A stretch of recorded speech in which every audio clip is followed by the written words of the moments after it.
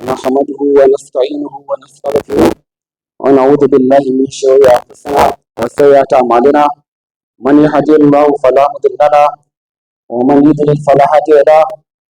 أشهد أن لا إله إلا الله وحده لا شريك له وأشهد أن محمدا عبده ورسوله.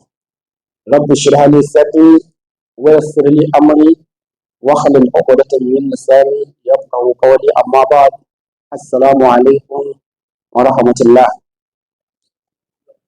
My dear Muslim brothers and sisters in Islam, today I would like to talk about one hadith of the Prophet sallallahu alaihi wasallam, which says, "Man adali waliyan, faqad adantu bil harf." Whoever is in hostility with my saint, with my friend, faqad adantu bil harf, I declare a war upon him. Meaning, if you attack or you are in hostility, you maltreat a good servant of Allah, who is referred to as Waliullah. If you dare confront that person, Allah declares a war to come out and wage a war with Allah subhanahu wa ta'ala, which is impossible. Nobody can fight, even an angel, even a jinn. How can you fight subhanahu wa ta'ala? And in one verse of the Holy Quran, that is in the Surah Al-Yunus, Allah subhanahu wa ta'ala says, "Ala inna awliya Allahi la khawfun alayhim wa la hum yahzanun." Unquestionably, the awliya Allah, the good servant of Allah, the word awliya is the plural of the word wali. When we say wali, we simply mean the saint of Allah or friend of Allah, the person who is very close to Allah. In this verse, Allah subhanahu wa ta'ala wishes to tell us who are awliya. He says, Allah, unquestionably, pay your attention. Al-awliya, la khawfun alayhim, wa la hum yahzanun.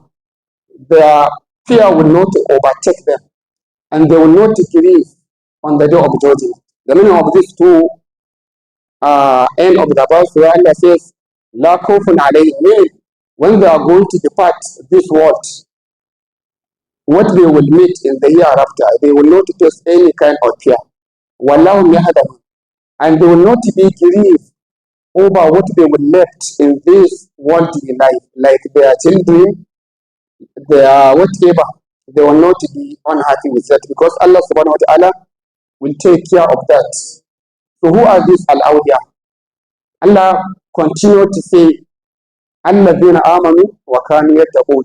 The awliya are those who have fear of Allah and they believe in Allah. Alladhina amanu, they believe in Allah and they have fear of Allah. These are the two criteria for someone to be Waliullah.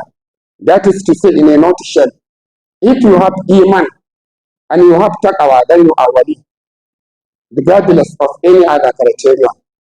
Even if you wear a t-shirt, you are Wali. Don't you think, or just now you are thinking as those old people with a big town at all or something like this.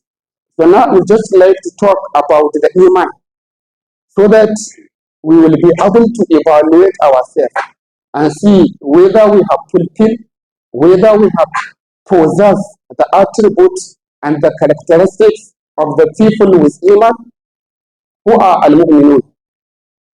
If you ask someone whether you are mu'min, he would respond in affirmation. In affirmation, he would say, "Yes, I am mu'min." But Allah subhanahu wa ta'ala in the Surah Al-Mu'minun mentioned the characteristics, the good attributes of al-mu'minuna by saying, "Bismillah ar-Rahman ar-Rahim, Qad aflaha al-mu'minun." Truly, most certainly, al-mu'minun have succeeded. They have succeeded. What is the meaning of succeeding? Succeed, it means, as another verse translated this verse in the Surah Al-Imran, فَمَنْ زُحْزِحَ عَنِ النَّارِ وَأُدْخِلَ الْجَنَّةَ فَقَدْ فَازَ. Whoever was distanced away from the hellfire and was admitted into Al-Jannah, such person he was succeeded. So Allah says, Al-mu'minun will succeed. They have already succeeded. So who are Al-mu'minun? Al-mu'minun. Allah says, الَّذِينَ هُمْ فِي صَلَاتِهِمْ خَاشِعُونَ. They are those people who are, during their prayer, are humbly submissive to Allah. During their prayer, are humbly submissive to Allah, meaning their attention is only based on what they are doing. They do not think of other things while prayer, and they do not peace. They do not turn. This is the meaning of khushu, as it was translated by the commentators of the Holy Quran. They says al-khushu muhalluhu al-qalb. The khushu is from the heart. It's from the heart. That is why, as it was reported in one hadith, the Prophet ﷺ saw someone praying, and he was playing with his bed. And the Prophet ﷺ says, أَلَوْ كَشِعَ هَذَا الرَّجُلُ لَكَشَعَتْ جَوَارِحَهُ. If this man had a khushu in his prayer, definitely his organs would have reflected to that khushu. Therefore, when they perform their prayer, they will do it with total khushu. And for you to attain khushu during your prayer, there is need for you to know the meaning of what you are doing in prayer. When you recite the ayah, you know it is meaning. And you know that you are communicating to Allah subhanahu wa ta'ala. As it was reported in one hadith, the Prophet ﷺ says, if someone performs the prayer and he recites the Surah Al-Fatiha, Allah subhanahu wa ta'ala responds to it. If you say, Alhamdulillahi Rabbil Alameen, meaning all praise is due to Allah, the Lord of the world, Allah subhanahu wa ta'ala will respond and says, Hamadani Abdi, my servant has thanked me. Ar-Rahman Rahim, the most merciful, the most gracious. Malik Yawmiddin, the day, and Malik Yawmiddin, the owner of the day of judgment, or the master of the day of judgment. If you mention this praise, Allah subhanahu wa ta'ala will respond, saying, Majjadani Abdi, my servant has respected me. Iyyaka na'budu wa iyyaka nasta'in. You alone we worship, and you alone we seek help from. Allah subhanahu wa ta'ala will say, Hadha bayni wa bayna abdi. This is between I and my servant. And if the servant went on to the remaining verses of the surah, اهدنا الصراط المستقيم صراط الذين أنعمت عليهم غير المغضوب عليهم ولا الضالين, meaning guide us to the right path, the path upon whom you have your favor, not the path of whom and you are angry, or those who are astray. If you mention these three verses, Allah subhanahu wa ta'ala will say, Hada li abdi, wa li abdi ma sa'ala. This prayer is solely for my servant, and my servant has what he prayed for. Meaning Allah subhanahu wa ta'ala will answer your prayer. So, knowing in your mind that you are communicating with Allah, this will help you to attain khushu. الذين في صلاتهم خاشعون والذين هم عن اللغو معرضون. They are those who turn away from ill speech or idle talk. That is the meaning of al-laghu. Even though some Quranic commentators says the word al-laghu, it has to do with work, it has to do with action and the words. And any words, any statement which contain no benefit in it, it is laghu. Or any action which will neither benefit you in this worldly life or in hereafter, that one is laghu. For example, like debating about the footballers, this is laghu. But laghu, it's not simple. If someone engages himself in laghu, such person will not commit sin by engaging in laghu. But al-mu'minuna, they do not involve themselves in laghu, because they consider it as just like wasting their time. That is why. And if someone will disengage himself from al-laghu, then he is more likely to to disengage himself in backbiting, slandering, and what have you. الذين هم عن اللغو معرضون والذين هم للزكاة فاعلون. They are those who offer the zakat. They give out zakat. Even though this word zakat, it comes with two meanings. Some commentators consider it as meaning, the verse implies the zakat of our wealth. And some of the ulama consider it to be zakatun nafs.